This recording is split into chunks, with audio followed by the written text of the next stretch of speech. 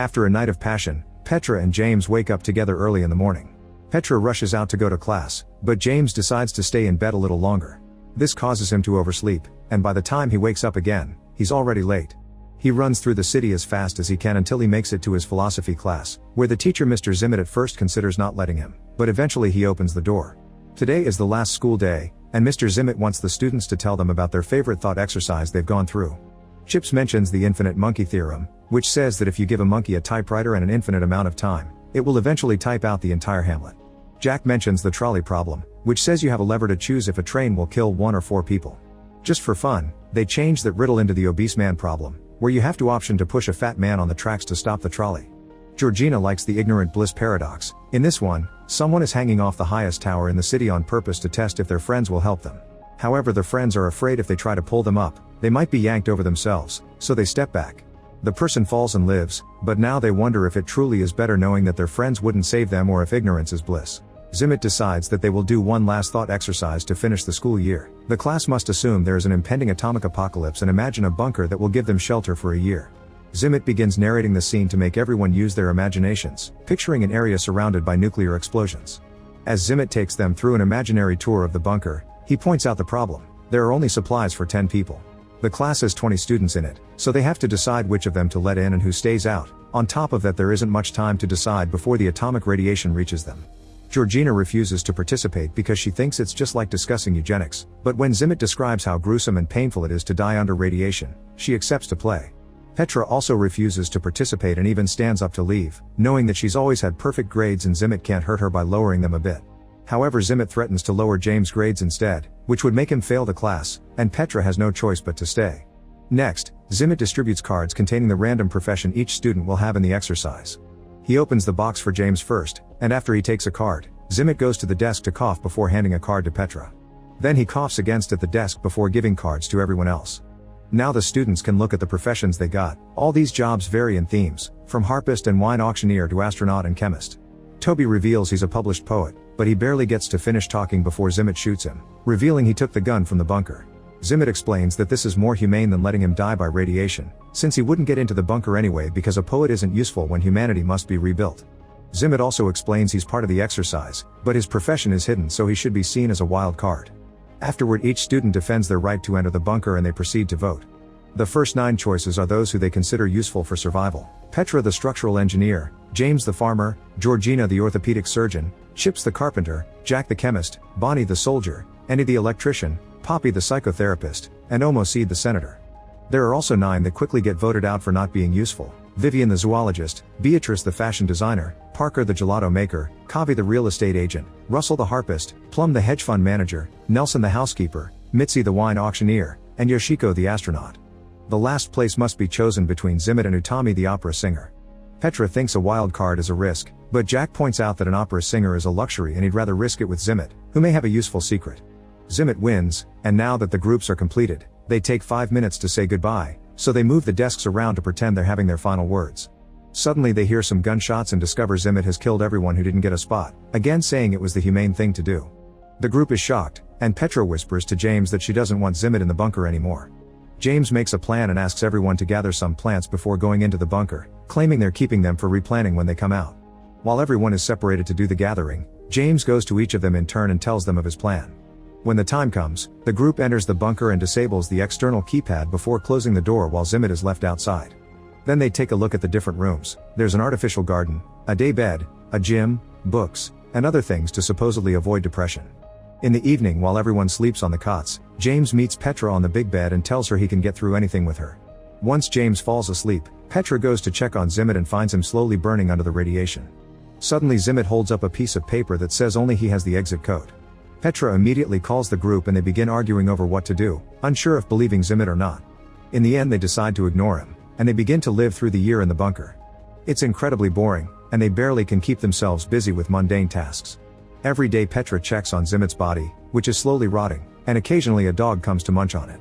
Once the year passes, the group gets ready to come out, only to discover Zimmett had been right. The lock asks for an exit code. The students proceed to use different methods to try to break the door, to no avail. They try to survive a few more days with the few supplies they have left, but soon they run out, so they decide to end things for themselves for a more humane ending.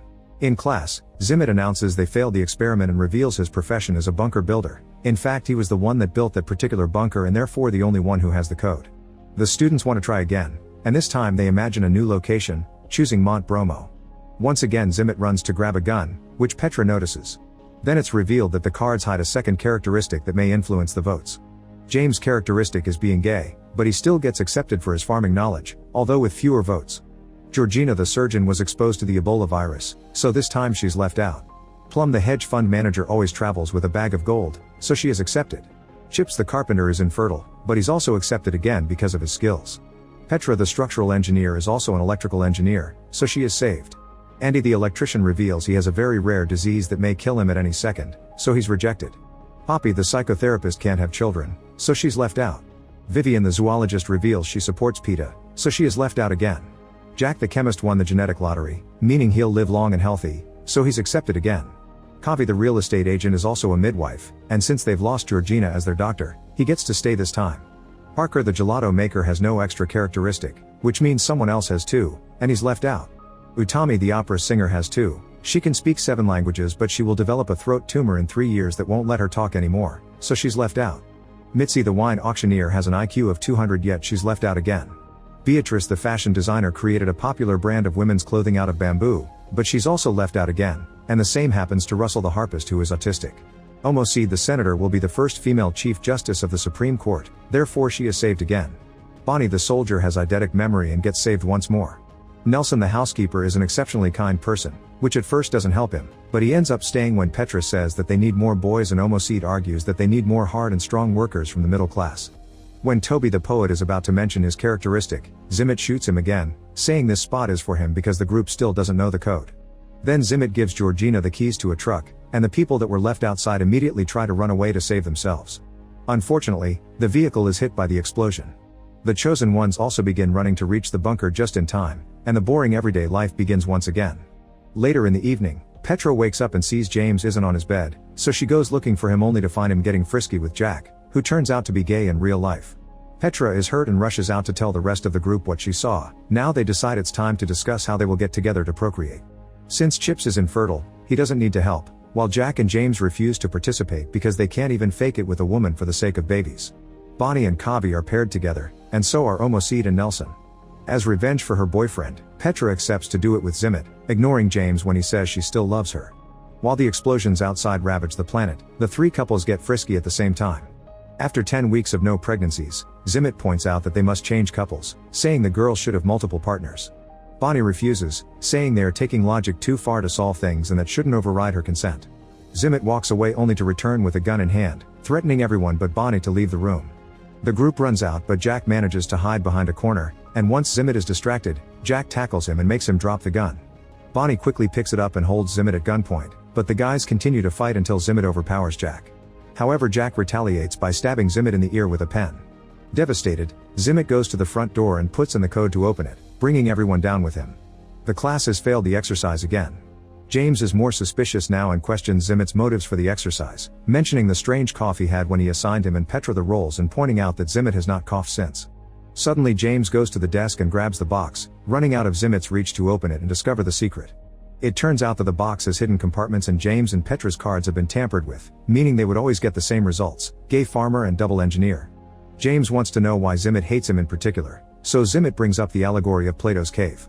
In this allegory, a man lives his whole life chained to a wall and only ever sees shadows and hears echoes, assuming that's how reality truly looks and sounds. One day the man is unchained and finds that the shadows are caused by bodies and the echoes are caused by voices, discovering that the whole idea of what was real was just an illusion. Zimmet says that this allegory is something like James, claiming that the exercise is meant to confront James about how his privilege has ill-prepared him for the real world, but James doesn't believe him. Zimmet could have made him something useless like a florist so he could be voted out since the beginning, but a gay farmer means Zimmet wanted him to prolong his suffering on purpose. At that moment Petra interrupts the argument and insists that the exercise should be done a third time, this time with James as a florist. Now their imaginations take them to an island and the apocalypse hasn't happened yet. Zimmet goes to the bunker to grab a weapon as usual, and he hears a noise but thinks nothing of it. When he goes back outside, Petra joins him and offers him a hug, saying that she knows it's been hard on him.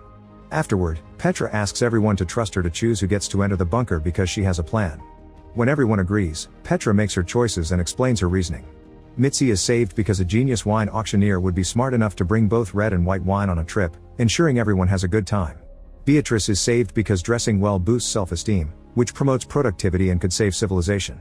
Toby's second skill turns out to be champion poker player, so he's saved because he brought cards with him and he'll provide entertainment. Russell is also saved because many people consider autism a gift. Georgina was only exposed to Ebola, but they don't have proof she has it, so Petra brings her in while promising to pray for her. Utami the opera singer may be mute in 3 years, but now everyone could fall asleep to her singing, so she also gets saved.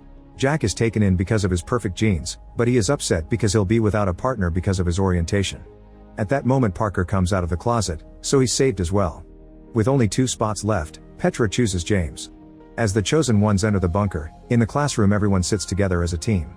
Zimmit has been complaining all along, and with each choice, he lowers Petra's grade to the point of failing, but seeing the useless people enter the bunker makes him lose it and he reaches for his gun. However, he doesn't find it. It turns out Petra stole it when she hugged him earlier. She gives it back to him, only to reveal it's not loaded. Petra hands Zimmit 2 bullets, saying she doesn't want him to suffer like last time, but at that moment James threatens Zimmit with a rifle. It turns out he had been the noise in the bunker. Desperate to survive, Zimmit says that nobody knows the exit code except him, but Bonnie used her perfect memory to memorize it during the last run. Feeling defeated, Zimmit leaves. Next, Petra wants to give the last slot to Bonnie, but since she refuses, Chips takes the spot. James is no longer gay in this itineration of the exercise and begs Petra to come with them, but she refuses, saying she'll take the boat and try to get out of the radiation zone, only for Chips to reveal he has the boat keys. Acting fast, Chips pushes Petra inside, switching places with her before the door closes. While the rest of the group rushes to the boat to get off the island, Petra continues to narrate the thought exercise, explaining that despite horrific circumstances, somehow they had fun during the year in the bunker because they had cards, wine, Shakespeare performances, and original poems. James tells Petra how much he loves her, but she hesitates to respond with the same phrase. When machines break in the bunker, they use the pieces to make a harp, and Russell plays it while Utami sings to make their evenings magical. Once the year passes, the group leaves the bunker only to discover that the bombs never fell. Zimmit narrates that they will die, as none of them have the technical skills to survive on an island, but Petra responds that their lives will be short, but at least they'll be well and happy. They'll also be ready to welcome death when it arrives. Suddenly a rocket falls on the beach and James gets ready to detonate it, but at that moment Zimmit shows up and shoots to stop him. It turns out he had found a cave and went deep enough to avoid the radiation. For the past year he has been surviving with what he could find there. Zimmit can't let them commit an act as unreasonable as ending the human race and threatens to shoot James with his last bullet, but the rest of the survivors move one by one to stand in front of him as a shield. They use the chance to press the detonation button, and the bomb blows up the entire island. Back in class, Zimmit is ashamed of the latest exercise, but Chips quickly cuts in to offer his own version as well. He says that the boat managed to go far enough to avoid the explosion, and he became the only guy with 6 women all to himself. The group wonders what happened to the 3 other males, and Chips says Kavi drowned, Nelson had a barracuda attack, and Andy had a run-in with the palm tree. Being infertile doesn't mean the chance of procreation is 0, so in this ending, Chips taps a different girl each day. Zimmit finally finishes the class, and all the students leave except Petra, who accuses Zimmit of trying to use the exercise to punish James. It turns out Zimmit has been having an affair with Petra, and he believes James is beneath her. Petra explains that intelligence isn't all that matters and that she loves James, so he shouldn't be punished for something he doesn't know about anyway. Petra gives Zimmit a last kiss and leaves. Afterward, Zimmit is alone in the school and begins running through many variations of what happens if he goes to his office. Sometimes he simply eats, but other times he finds his gun and a shot can be heard in the building. Make sure to subscribe and turn on notifications so you can watch more videos like this. Thanks for watching.